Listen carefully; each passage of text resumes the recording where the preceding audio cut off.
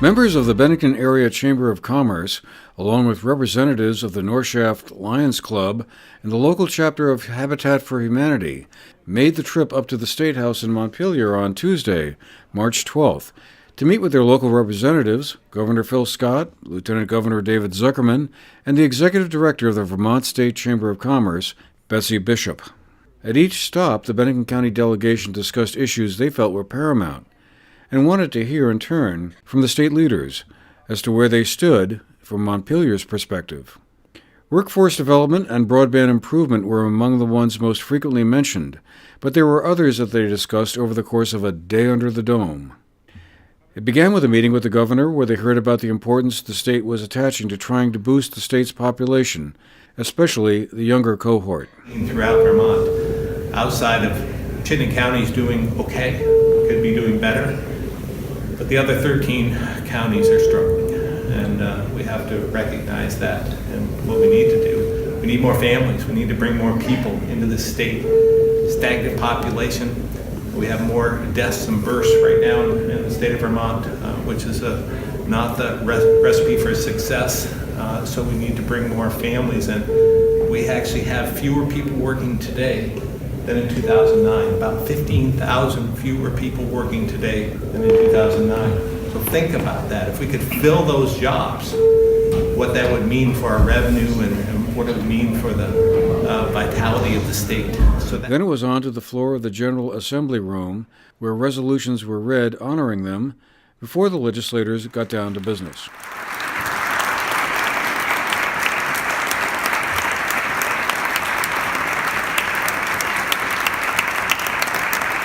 This was followed by a half an hour with Lieutenant Governor Zuckerman, where similar issues like workforce development, housing, and broadband expansion were among the main topics.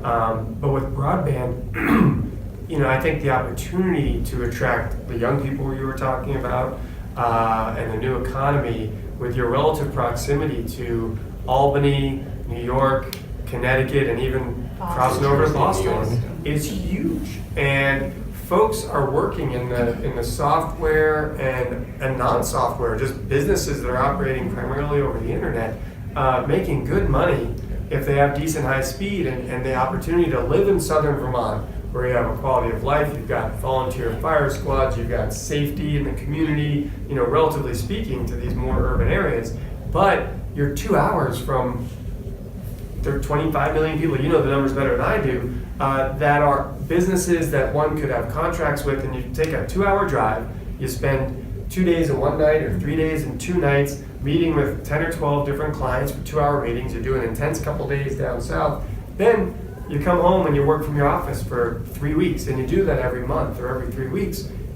having a good paying job. So what is the Bennington Chamber looking at some of what other parts of the state have done with local telecommunications and expanding broadband, and or working with ACCD and others about how to figure out how to get broadband to more corners of your counties? Finally, it was on to another meeting with Betsy Bishop, the Executive Director of the State Chamber, who gave her assessment of the state's economic picture and the issues they were following in the legislature on behalf of their membership. So one of the things that we look at is workforce development, and what do we do? Well, we need to make sure that everybody who's on the bench, who's capable of working, gets in the game. So sometimes people who are on the bench might not have the skills, right? So one of the things that we work on is to make sure that we have enough money for training people to say, okay, well, you're working at this level.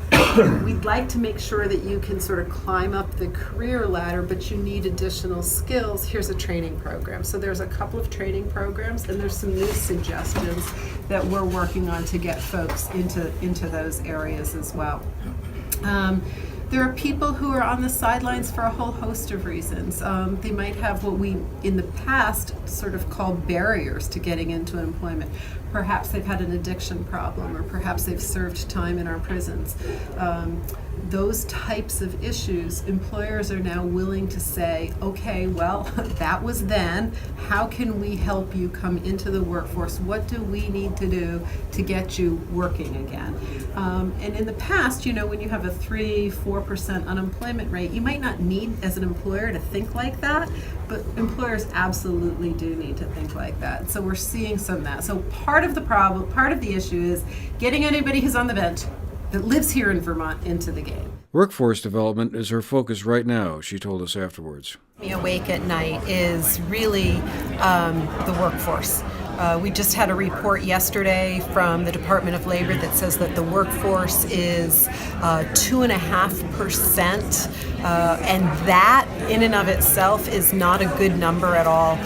It really squeezes the amount of employees that we have available in the workforce. So we need to expand that. So through additional training programs and through marketing, we can train up the people who are here in Vermont and get them into the workforce, and through marketing we can tell people who are outside of Vermont that we have jobs available and that they should come to Vermont. Matt Harrington, the executive director of the Bennington Area Chamber of Commerce, gave us his takeaway as well. Right now, one of the most probably imperative is the healthcare. Just recently the Chamber offered an AHP through VACE that just came out in last November and was implemented in January. Well, that's already being argued against in the House of Representatives. So I'll be working with our state Vermont Chamber and Betsy Bishop and her team just to say what all the good things did happen with a lot of our businesses that did sign up in November. One business we had report out that they are saving $75 a person a month, and they've been able to offer better programs because of VACE, and because they've actually made a savings, they're reinvesting in their employees' dental and vision coverage. So that's just one example of how I think some of our members have benefited from that healthcare initiative, and unfortunately it's also being challenged. So we'll work on that with the state chamber. Something that continues to come up is minimum wage. It'll probably go through. I think our only thought is maybe to extend that instead of 2024 to maybe 2026 to give us a little bit more ramp speed and allow some of our smaller businesses to get ready for that $15 minimum wage. There's a family leave initiative that's going through. And I think just in general, it was brought up quite often today, just around economic development and some specific things around Wi-Fi coverage and cell service definitely down in southern Vermont. And just in general, kind of the current issues that we're struggling with down in Bennington County around economic development. And so where and how can we use our representatives and our senators and our governor to help assist that. And they've already done a lot of great things, and one of the best examples of that is the Putnam Project and how this government has come alongside and assisted in that. So that's some of the themes we're hearing in this session currently. The rest of the day, members who made the trip stopped in at some of the committee rooms where state representatives and senators discuss legislation and hear from experts on the various issues of the day. Then it was time for the long ride back to Bennington County following the day under the dome. For the GNAT-TV News Project, I'm Andrew McKeever.